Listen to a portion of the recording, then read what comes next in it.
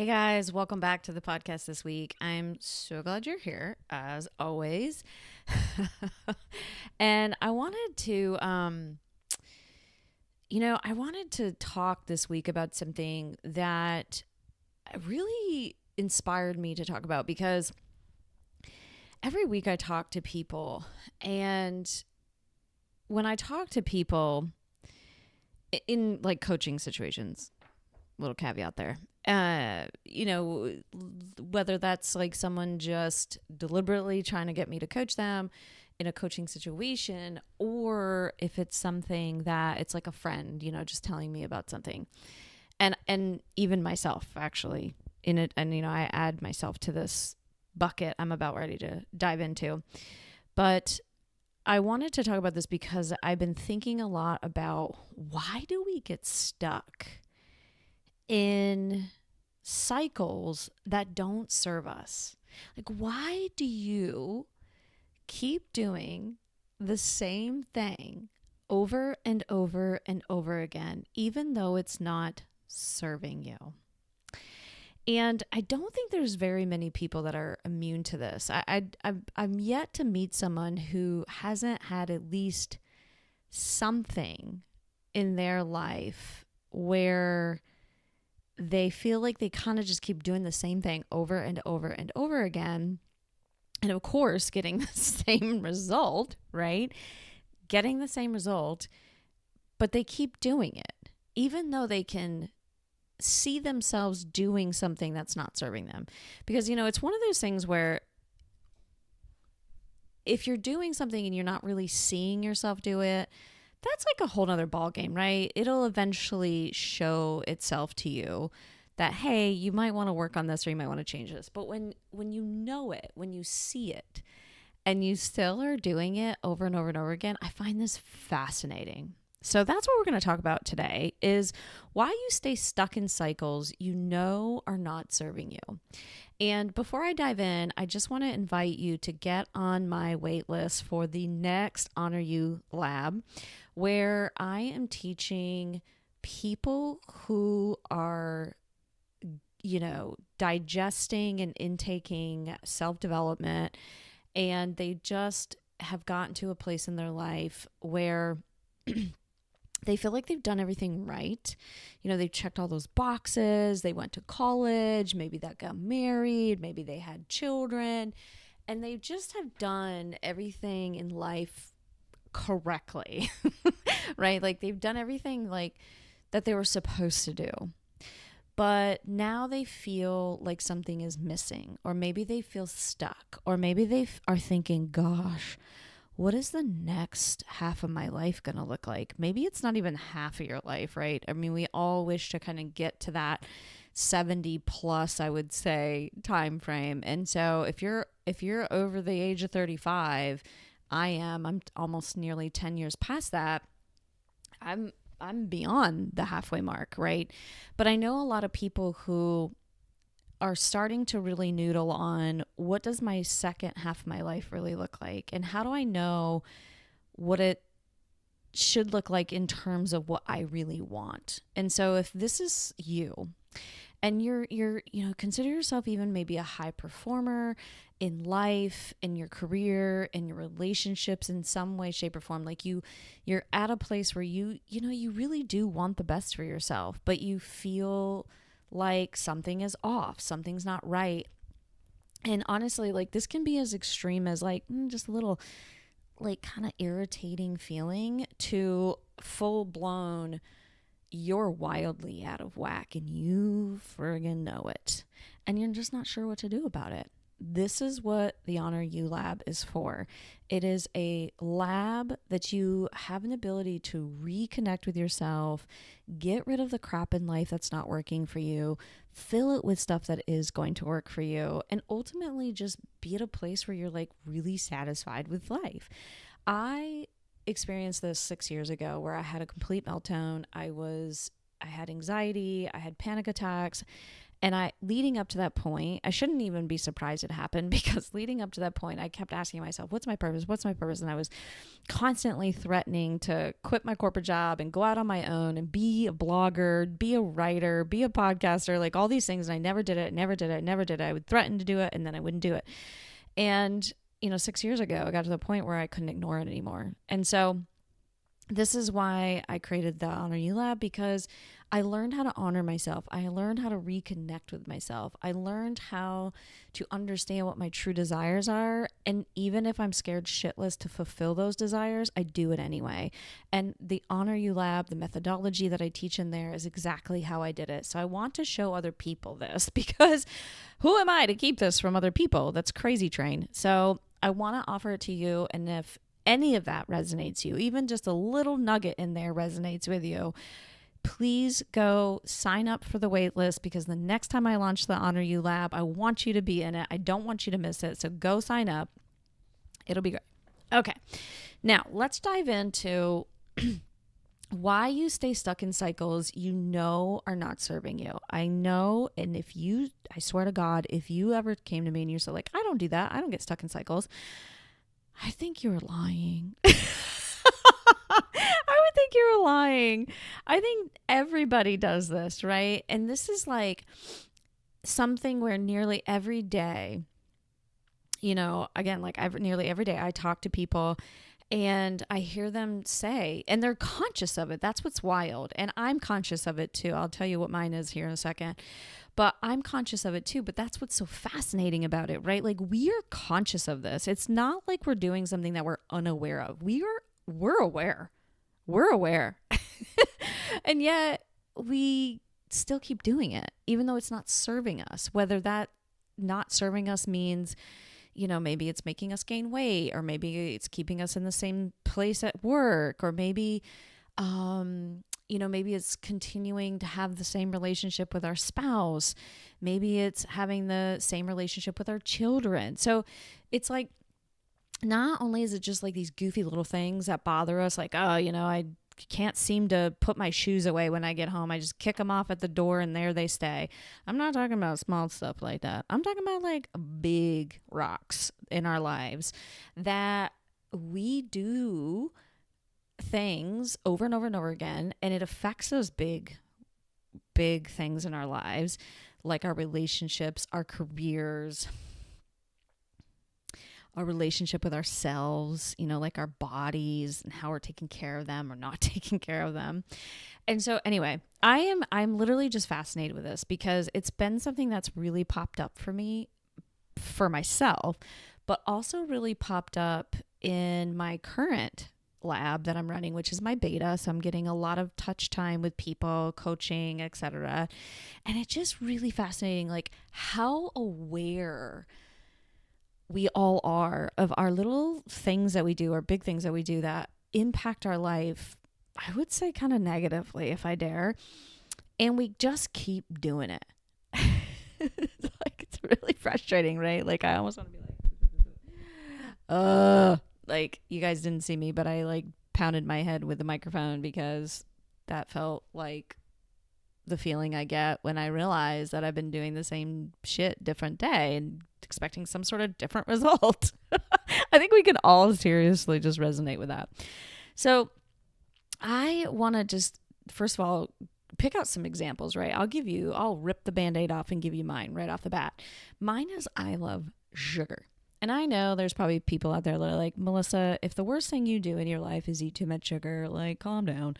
Yeah, I know. But like, I know it's not good for me. And I see things in my life that it affects. Like, sometimes if I eat too much or whatever, my skin doesn't look as good. And then I don't feel as good about myself. So it's not just like, oh, my skin doesn't look good.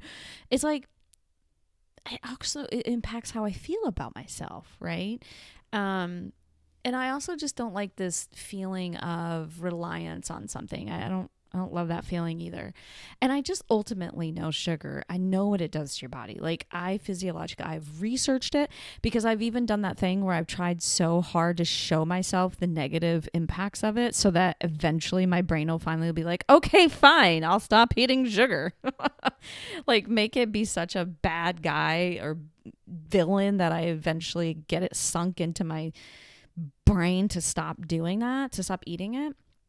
And so that's mine. I'll rip that Band-Aid right off.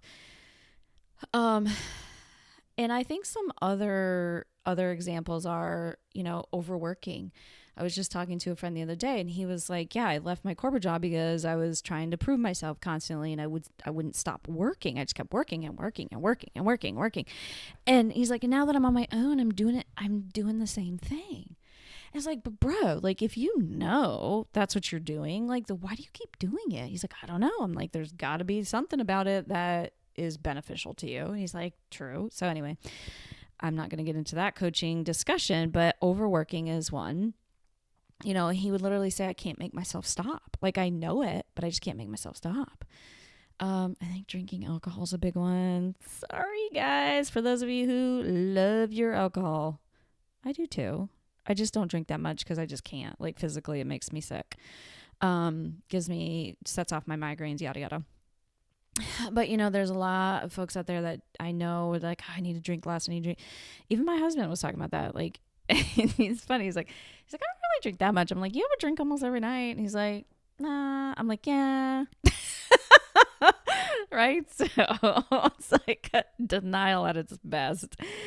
And I know like we just kind of think, oh, it's just, get home, take the edge off, whatever. It's not that big of a deal. But then there's a lot of wishing and wanting to stop it. Right.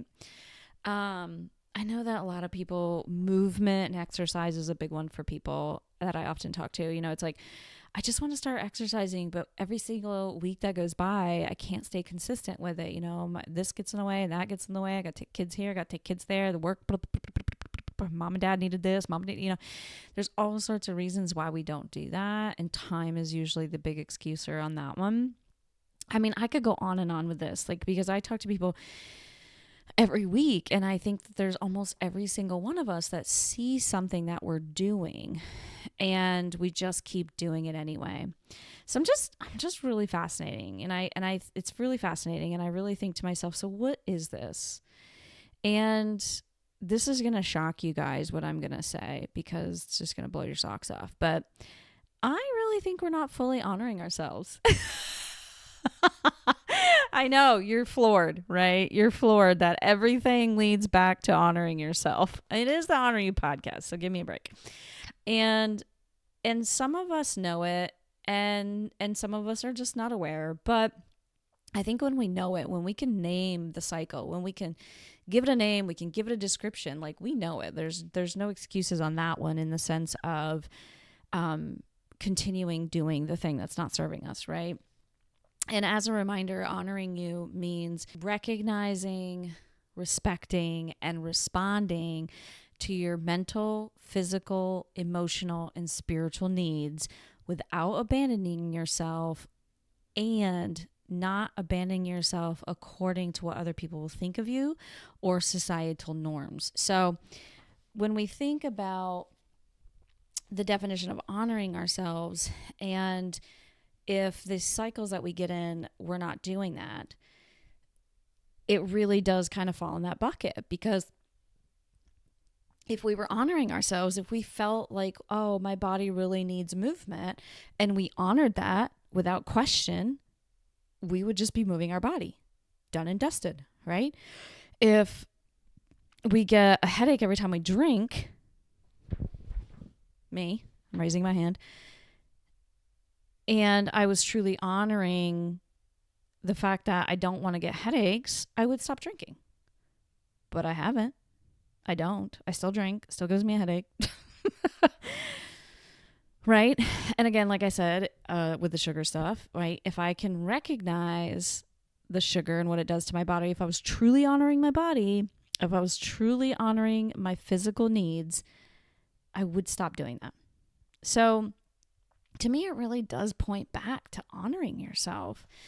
So I just wanted to talk, like, this isn't an exhaustive list, but I wanted to talk a little bit about how do we move out of that cycle then? Like, how do we truly start connecting to ourselves and start honoring ourselves and try to get out of these cycles that we know we're in that literally piss us off? Like, literally, I don't know about you guys, but like, I literally get pissed off. I get pissed off at myself. Like, why can't I just stop doing it? In fact, I was having a conversation with my husband the other day, and I was like, it's really wild to me that I just love sugar and I just keep eating it even despite not wanting to. And he's like, yeah, it was really fascinating because you're very disciplined in other things that you do in your life. He's like, the way you work, the way you're able to get shit done, the way you put yourself in environments that are uncomfortable and you still do it anyway. He's like, your ability to just like soldier on in other parts of your life. And then this just seems to be something that's like, you can't get over. I'm like, I know, it's crazy train. And again, especially because I'm aware of it. So one of the things that I truly believe in, and this is what I teach in the Honor You Lab, and it's very much a part of the Honor You methodology, is this idea that you have a higher self, right? There's this adult in the room, if you will, and the children are the mind, the body, and the soul. And as a reminder, I always say the mind are your thoughts, the soul is your emotions, and the body is your physicality, right? Pretty straightforward. But what we often don't understand about that concept is then we have a higher self. So there's a higher self that oversees mind, body, and soul. And I really truly think like we do not give enough power to the higher self. Like we kind of give in to the mind, the body, or the soul, or maybe all three of them. And just like if you were to think about being a parent, of 3 children, it would be like constantly giving into a child's request despite the detriment that it is causing either you or the child or both. That's what it's like. And so if we really grasp the concept intellectually and then we embody it, the concept of having a higher self being, which is connected to a higher power, God, universe, whatever you want to call it. If we can truly, truly get that and then embody it, it's almost like the sky is the limit. And our little human brains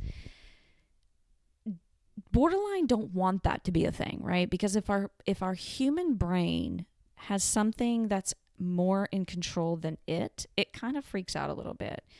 And significant portion of the reason why we get in a cycle and we just stay in that cycle and we stay in that cycle, a significant portion of the reason why is because we don't understand that we have a higher self that needs to manage the mind.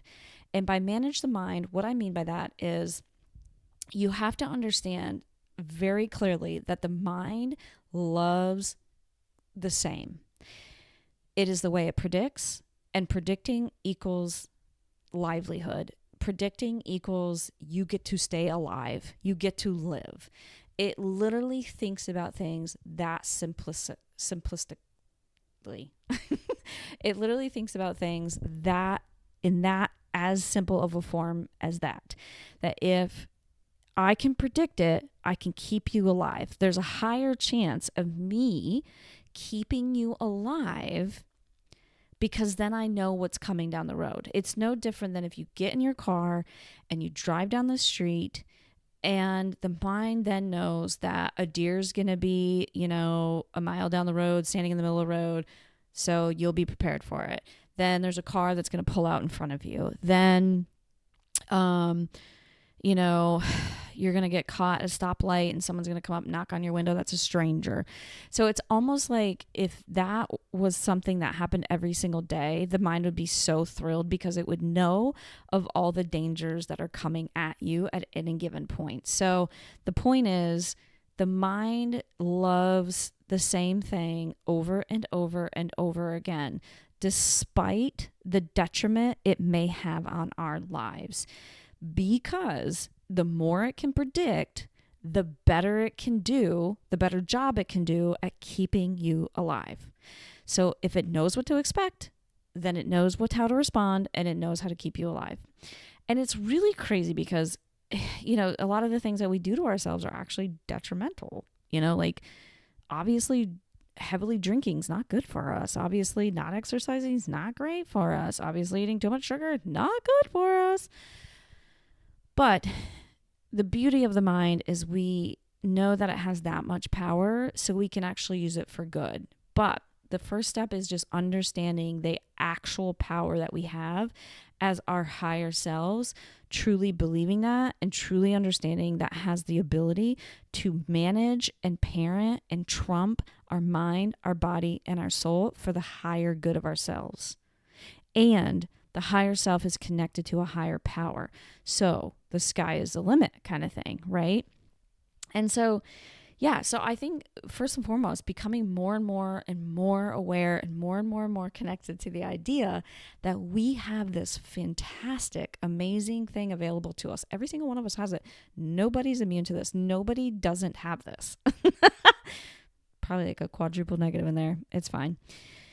So we have to know that this is a thing. We have to understand this very clearly. And so then we can start getting into more nitty-gritty stuff. I've got 5 things here, and I'm just gonna try to go through them fairly quickly because I'm already at like 20 minutes, but it's fine.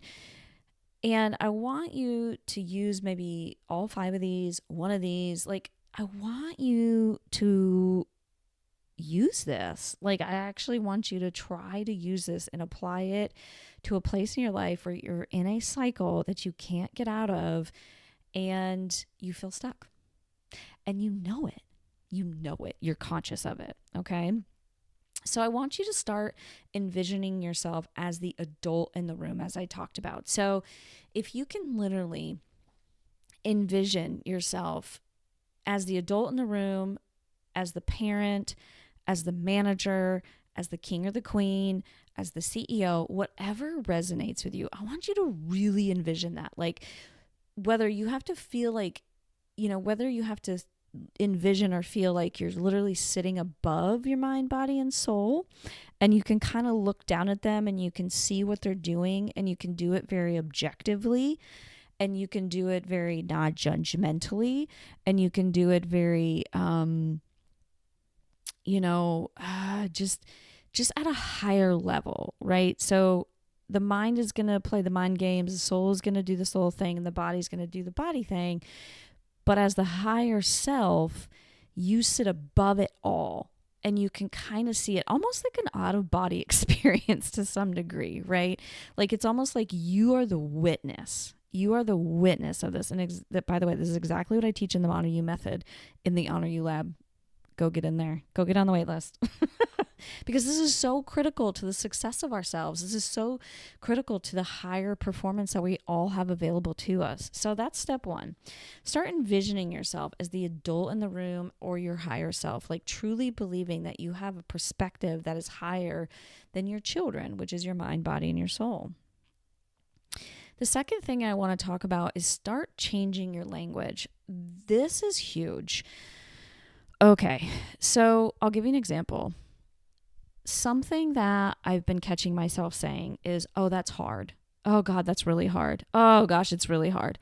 And it's like, of course, that is going to be what people call self-fulfilling prophecy, right? Because, again, if the mind can say and think and do, and it be congruent or consistent, the better it functions, the more relaxed it feels, because then it has this ability to go, this makes sense to me. And so if we are constantly using words like that is difficult, or that is hard, or I can't, ew. And we say this all the time. I say it all the time, right? Can't is like, your body's like, your body and your mind and your soul are like, yeah, we can't. Yep. Okay. Let's just not do that because we can't, or it's hard, or it's difficult. And it's like, if you think about that language, it's like, God, no wonder I can't get out of it, because I keep saying I can't get out of it. So literally, as soon as you catch yourself saying that, twist it on its head. Just do it right then and there. I can get out of this. I can make this cycle stop. I can do this. Because remember, you are very powerful because you are a higher self being, because you are connected to the infinite light of a God, a creator, a universe, whatever you want to call it. Like, knowing that alone puts you in a position to just really be super powerful, like more powerful than you will ever give yourself for being, which is wild to me, but we all do it and it's fine. Okay. I want you to catch yourself with your language. When you're using words like can't, or that is hard, or that is difficult, or judgment on other people. That's another big one with words. I'm working on that one too, right? So, or, like if you live somewhere and you don't like where you live and you're constantly shitting on it. I mean, there's all sorts of things that we do with language that really allow for the mind to latch onto it and go, okay, well, if that's true, then I'm going to make it so. So it really buys into your words that you're using. And I want to also offer that when you start doing this work, it's really important to take baby steps. And I say that because, again, if you take major big steps, good for you. If you can do it, cool. Love that. But it's also important to understand everything we just talked about, right? Like the mind likes the same things over and over and over again. So if you do one major big thing different, and I see this happen all the time when people want to start working out. Instead of just literally going for a 15-minute walk or something so simple, someone decides that they're going to go to the gym 5 days a week for an hour. Like, do you know how different that is than the life that you were living where you weren't exercising a single day, a single second in your life? And you're going to throw yourself into this, I'm going to go to the gym 5 days a week. And then when you only get there 3 days a week, you shit on yourself, or 2 days a week, or 1 day a week, you shit on yourself. Like, see, I know I can't do it. Now it becomes a self-fulfilling prophecy. You knew you couldn't do it. So you self-fulfilled that prophecy. And now you've solidified it with your actions. So now you're just like, well, I guess I can't do that. And then you don't even try again. It's the craziest thing. Okay. I'm off that soapbox. So I want you to do something small and something opposite than normal. And I know this sounds kind of funny, but this starts showing your brain that it actually can very much handle something different in your day-to-day. So for example, if you go the exact same way to work every single time, go a different way. If you get up at the exact same time every single day, get up at a different time. If you wear the same exact underwear on Wednesday, wear a different pair of underwear. I'm being funny. Or at least I think I'm funny. I entertain myself, folks. So do something really small. You wear the same lipstick every single day, wear a different lipstick. You usually get your nails painted the same color. Paint your nails something different. Do something like little that's different that kind of shows your brain like, oh, and something that's super non-threatening so that your brain doesn't freak out about the change, right? And you kind of are almost getting your brain used to something different so that it's small and kind of fun so that it like sees that change can actually be cool and fun. And I've already kind of touched on this, but I'll say it one more time just as one of the steps as number 4. Understand your power and believe in yourself. If we even realize the amount of power we have as human beings, like, I think we'd shock ourselves. So, I've already kind of said it, but kind of going back to something, very, very worth repeating is you are a higher self being. You are connected to a higher power. Therefore, you're limitless. Like, it's the wildest thing. So just truly embody that and believe in it. 5th thing is dig into what you're doing and the benefit of it and like get real about it, right? So if you're overworking, does that mean maybe you're avoiding, intimate relationships at home? Or maybe if you're overworking, it's feeding your ego to say, I'm important and I matter. Maybe if I'm eating sugar, it really really, really is enjoyable to my brain. So my brain says, give me more, give me more, give me more. Or maybe it's something deeper than that that keeps me stuck in a certain weight. And that weight is comfortable for me because maybe it makes me less attractive. Maybe I don't want to be attractive to other people. Like, it's that deep sometimes. And it's kind of hard sometimes to, there we go. It's an opportunity to dig in a little bit and try to really understand ourselves more. Journaling is a really good opportunity for this. So if you ask yourself, what benefit am I getting to this thing that I keep doing over and over and over again that's not serving me? What benefit is it to me?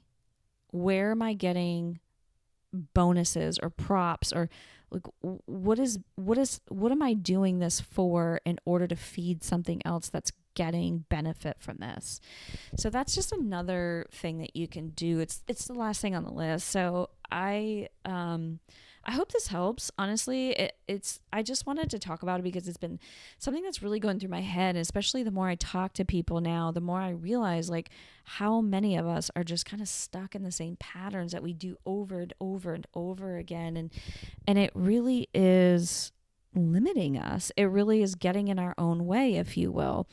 And we really convince ourselves that those things are very needed or true so that we stay safe, that we stay predictable. And we have to really understand that the mind's power in this is very, very intense. But our higher power, our higher self, is more powerful and more intense. And we can know that and we can embody it. And then it's like, who or what even has power over me anymore? Should be really nothing, right? And so, so I'll leave you with that. And I want to make sure that you know that when you are stuck in a cycle, it can be something that can be very light and not that bad. Like, me trying to ditch sugar isn't the worst thing in the world. Or it can be really deep and heavy. Like, maybe you're drinking way too much and you know it. Maybe you're addicted to something like porn. Maybe you're addicted to drugs. Maybe you're addicted to chaos in your relationships, and that's why you can't hold one down, because every relationship you have, you want to fight. You want to fight, and that's what makes it exciting, right? So some of it's going to be light and easy, and some other stuff's going to be kind of heavier and harder. But just know for sure, you're not alone. For sure, there's so many of us out there that are getting stuck in these cycles, and it's tough. It really is. It really can be infuriating to ourselves. It can be infuriating and detrimental to people around us. But the good news is we have such a huge opportunity for this understanding that we have such an amazing access to this higher self person that we are, and therefore connected to a higher power. So I'll leave you with that. As always, email me, ping me, tell me what you think about this. I'd love to hear your thoughts. And until next time, guys, keep honoring yourself.